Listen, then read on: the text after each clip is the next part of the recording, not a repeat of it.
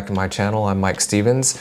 It's definitely been a while since my last video. The month of November got a little bit crazy for me. I got sick, had some family in town, did some traveling, and had a lot of stuff going on with my day job, which I do have. So made things a little bit crazy, a little bit busy, but I'm back and again, still working on getting videos made and out on a somewhat regular basis. Maybe that's something that I can work on as a goal for 2025, but I'm here and I'm making the video, so I have that going for me at least. So today I wanted to go over the 70 to 200 millimeter zoom lenses. There's a few out now. There's one that came out recently, the Z lens. I actually got to go up to B&H back in October and get a little hands-on look at it, which was pretty awesome. They had a little showcase of it just for the day. Took a train up from DC, spent the day there, walked around New York for a little bit taking pictures, and then took the train back. It was a really neat experience, and you know what, sometimes just jumping on a train like that to go do something you haven't done before is totally worth it. So excuse me, you'll see that there are 3 different 70 to 200 zoom lenses out right now. The one that I want to talk about first is the 70 to 200 f4. This one's a pretty nice lens. I've got the f2.8, and I'll talk about the 2.8Z as well. I'm gonna go ahead and bring up the 2.8 right here. This is the one lens that I currently own, and I've had it for several years now. It's been a great lens. Love the 70 to 200 zoom range. It's very versatile. The key differences that you're gonna see between these two lenses, if you're trying to decide which one to go with, is the size. There's obviously other factors, right? The f4 versus 2.8. The 2.8, you're definitely going to get more low light capabilities. So think indoors, sunsets, evenings, when it gets dark. Obviously, as darker as it gets in the wintertime or any time at night, you're going to want to typically be on a tripod regardless of what aperture you have capabilities of with the lens. However, the lower aperture does make for better low light pictures. With that size comes weight. Both of these lenses are externally zooming lenses. So you turn the zoom, gotta unlock it first. Got to turn the zoom lens, so 70 to 200 makes this lens obviously a lot longer than what currently appears. However, this lens does fit in the palm of my hand. It is lightweight. I've got the specs up. This one coming in at 1.5 pounds, so not too heavy. It's got a 77 millimeter front filter thread, same on the 2.8. So if you want the zoom range, but you're not necessarily wanting to spend a lot of money, because this and the next lens up definitely cost a lot of money. This is a great all-around lens. Right now it is on sale, so typically it's $15.99. That's $1,599. Right now at B&H it's $100 off. It's great. It's lightweight, fits easily on the camera in a bag, and you'll have no problems for normal picture taking. Now, if you want something that will be a little more professional, then the 2.8 is definitely where you want to go, because again, those low light situations, you'll be able to take pictures better, faster. The thing about this lens compared with the one that I just had up is it is a lot heavier. It's also externally zooming. This one they made some improvements, so this one is a lot easier to turn. It doesn't take as long to get from 70 to 200 compared to the 2.8, which came out first. So this one does take a little bit of turning to get all the way from 70 to 200. So it's not very fast in that aspect. So if you're someone that needs to take pictures quickly, you want to get from 70 to 200 much faster than having to maybe, bring your hand all the way around and turn it, which might be uncomfortable, or, turning it multiple times. Actually gonna insert a few clips to show what I'm talking about. I had a chance to record just me putting it on a tripod, moving and comparing the three different lenses, zooming in and zooming out. In the Torpedo Factory Art Center, where I have a studio that's in Alexandria, Virginia, so putting in a plug in for that. So like I said, I'll insert some clips there so you can see what it looks like. But right now you can see if you're turning multiple hands, then the lens, I mean, obviously this is exaggerated because I'm holding it right here. There's a little bit of a jerkiness to it, and so that might show up in your pictures. Again, maybe not necessarily terribly with in-body stabilization or with fast focusing and if there's a lot of light, but it could be a little bit frustrating if you're zooming in and out and having that little camera shake on there. Otherwise, it's been a great lens. Excuse me, still got a little bit of a cough there. So this one coming in at 2.35 pounds, which is a lot heavier than obviously the other lens. Maybe not necessarily something you want to be holding or carrying all day long, but the range, you just can't beat that range for a variety of purposes. This one is on sale too. It's at B&H. It's normally $27.99, but it's now $300 off. So if you're looking at getting a lens, that might be something to consider around this holiday sale time. Now, one of the things that I want to point out too before I go on to the next lens is it's got a normal mount on the back, meaning there's no space for an extender. Which brings us to the 70-200Z, which is 2.8.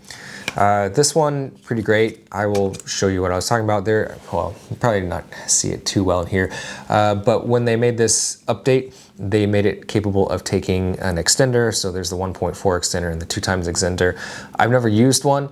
I'm probably gonna rent one of those or maybe both just to try it out and see what effect it has with this lens. So I look forward to doing that, and I'll let you know what I find.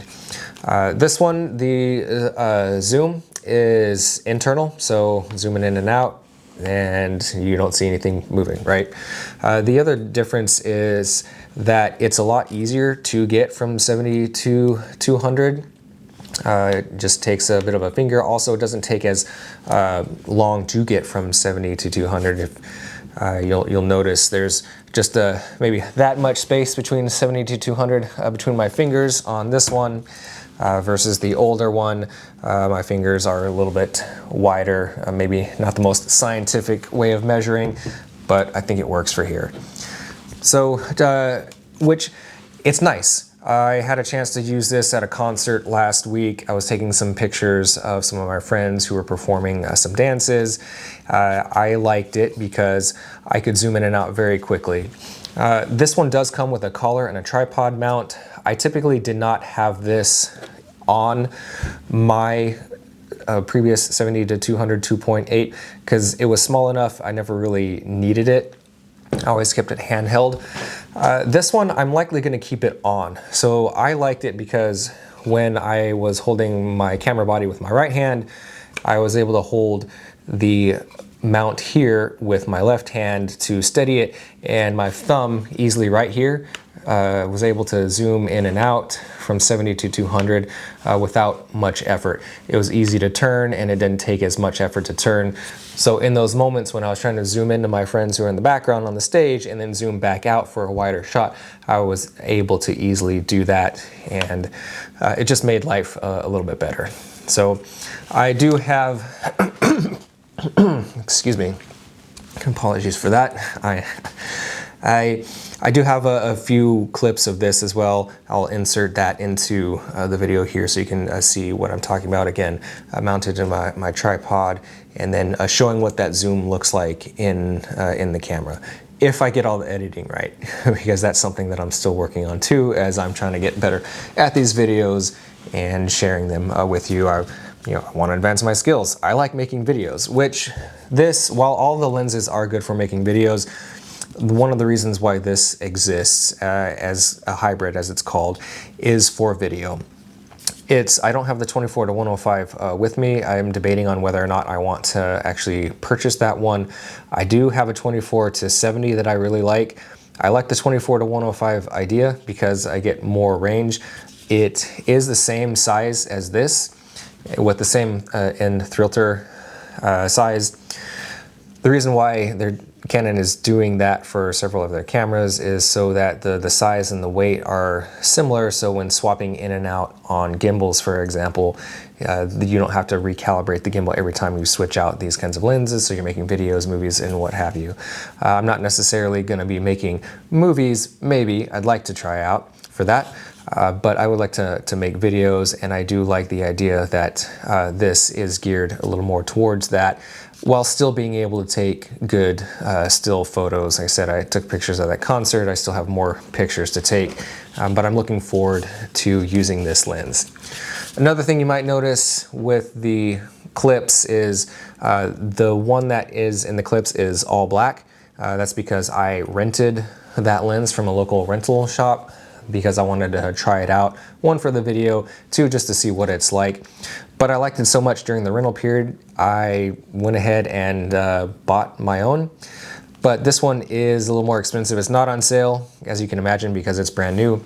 But this one currently retails for $29.99 at B&H, and I think most everywhere else that I have seen. So it's a pricey lens. So that's definitely maybe a limiting factor in decisions related to picking a lens that you want to use for shooting pictures or what have you. But I did decide that I was going to exchange some lenses, maybe get some money for this. So the 70-2.8, while I've had it for several years now and I've enjoyed it, I am trading it in to get some money to put towards this. And also, I'm going to be giving my 15-35 2.8 also. I found that I just haven't really used it as often as I thought that I would since I purchased it. I might consider getting the 14-35 f4, or maybe just the 16mm 2.8 for a wide angle lens. That one's kind of nice. I haven't used it yet. I might try that out, just the 16mm, I mean, because it's small, lightweight, and would probably give me exactly what I would need, since somewhere between the range of 15 and 24 would be nice to still have. But I've found that I haven't been in that space much when taking pictures, and that usually I've been 24mm or above.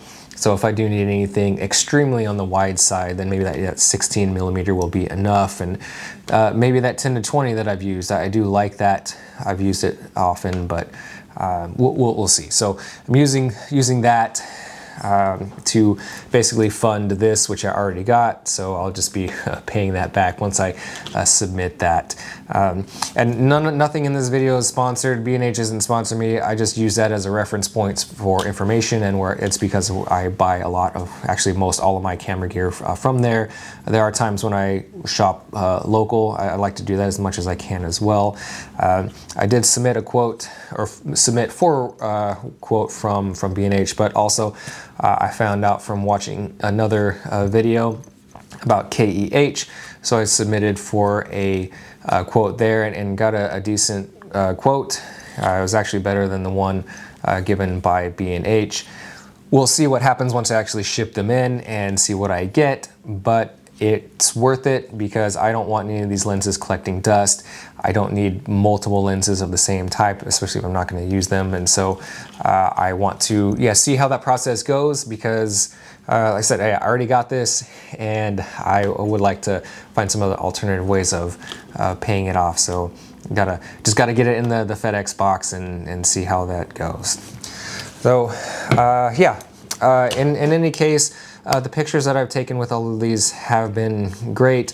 I will be working on ways of inserting photos into future videos so you can actually see what I'm talking about instead of me just telling you. But right now, like I said, I'm going to be inputting those other pictures in, or not pictures, video clips of me showing those. Or actually, by this point in the video, I would already have done that. So if it all goes well, you will have seen them by this point. But like I said, this is a learning process. I'm working on getting better. So I've got kind of like a one-man show going on here. Life is full, life is good, but sometimes it can delay a few things. But I'm enjoying this whole process. Anyway, if you've had a chance to use any of these lenses or have any thoughts on these lenses, questions or whatnot, feel free to leave those in the comments and I'll do my best to answer them. Feel free to like, subscribe, and all that. Help my channel grow. Also just help me grow as a person. This is something that I love doing, photography, and this is fun for me, and hopefully it's fun and useful for you. So thanks for joining me, and I will see you in the next video, which hopefully will not be too far from now. All right, thanks and bye.